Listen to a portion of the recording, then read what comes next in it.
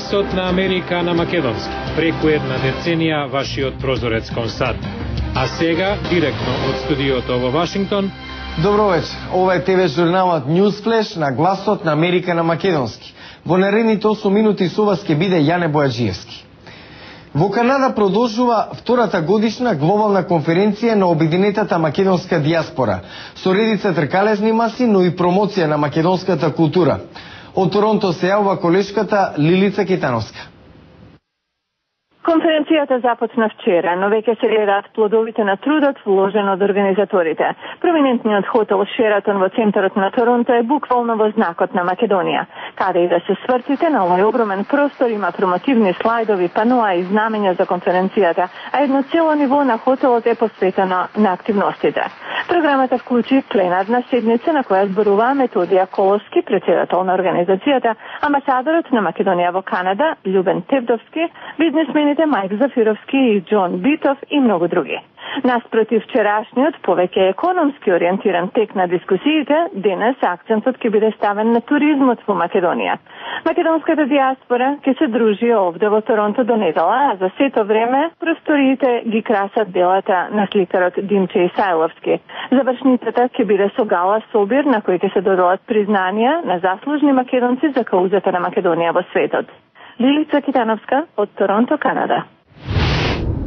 Нафтената компанија BP вели дека последните напори за запирање на излевањето на нафтата од морското дно во Мексиканскиот залив функционираат.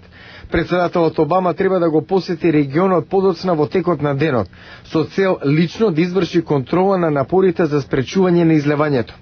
Во интервју за CNN во четвртокот, Обама рече дека е бесен на BP и ја критикуваше компанијата за бавниот одговор на кризата. Тој ја откажа планираната посета за Индонезија и Австралија на крајот од месецот со цел да се справи со најголемиот еколошки инцидент во историјата на Соединетите Американски држави. Лос Анџелес Лейкерс ги поразија Бостон Селтикс со 102-89 во првиот надпревар од финалната серија во NBA. Коби Брајант постигна 30 поени, а Пау Гасол уфрли 23 за актуелниот шампион. Кај гостите од Бостон најпрецизен беше Пол Пирс со 24 поени.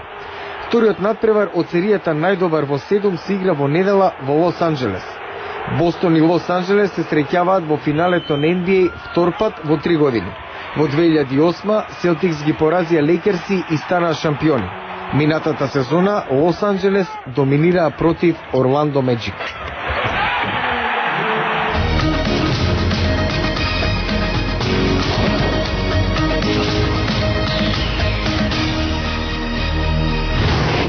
Шестчлен меѓународен екипаж на необичен експеримент проба за евентуална мисија на Марс, само што нема да ја напуштат земјата. 6 мината ќе минат 1,5 година, затворени на мал простор во симулирана мисија за освојување на црвената планета. Тројца руси, французин, кинези и италијанец со колумбиско потекло ќе ги минат следните 520 дена во Москва, затворени во вселенска капсула од 550 кубни метри.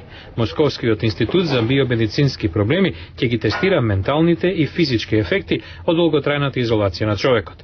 Капетанот на екипажот, инженерот Алексеј Ситев, треба да живее во 3 квадратни метри. Овој телефон ќе работи само 11 дена, само кога сме близу до земјата. Подоцна ќе биде исклучен.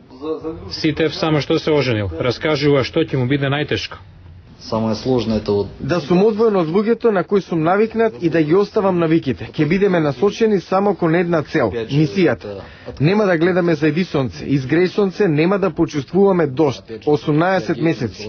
Ќе биде тешко. По 250 дена, тројца од астронавтите ќе симулираат слетување на црвената планета. Другите тројца ќе ги чекаат на вселенското летало 1 месец. Целата комуникација со Земјата ќе биде преку електронска пошта со застој од 40 минути, како и при вистинска мисија. Лекарот Александар Суворов со други научници ќе ги надгледува астронавтите. Ќе утврдиме колку храна и други работи им се потребни, дали меѓународниот екипаж е компатибилен. Како луѓето од различни култури, со различна обука, може да најдат заеднички јазик во исполнување на задачите. Марс 500 е трет експеримент од овој вид досега. Според планот, астронавтите конечно ќе излезат од капсулата кон крајот на ноември 2011.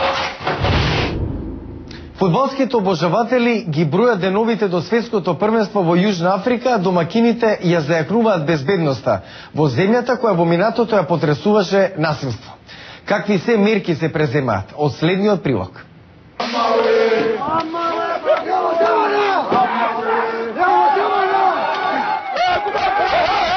Во оваа симулација, јужноафриканската полиција се справува со насилни демонстранти пред стадионот Елис Парк во Јоханесбург. Полицајците се обучуваат да реагираат на разноразни закани, од политички демонстрации и толпи хулигани до терористички напади. Владата потроши речиси 2 милиарди долари за обука и нова опрема. На светското првенство ќе внимаваат околу 40.000 полицајци или 1/4 од силите за безбедност во земјата. Првиот човек на полицијата, Беки Селе, вели дека со колегите од други земји разменува информации за евентуалните закани. Секоја сериозна полициска агенција ќе ги земе предвид сите информации, не само оние за терористички закани. На друга вежба, полицијата отстранува демонстранти кои го блокирале патот до стадионот.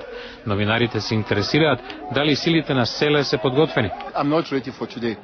Јас не се подготвувам денес, јас нема да се подготвувам утре, јас бев подготвен уште вчера. Без оглед на тоа, шефот на Јужноафриканската полиција вели дека вежбите ќе продолжат се до почетокот на светското првенство на 11 јуни. Реновираните стадиони не се единствената подобрена инфраструктура на Јужна Африка за потребите на првенството. Јужноафриканската влада потроши речиси 700 милиони долари за осовременување на аеродромите. Гледајте во понеделник. Во понеделник во Ньюсфлеш, аеродромите подготвени за наплив од патници за светското првенство во фудбал.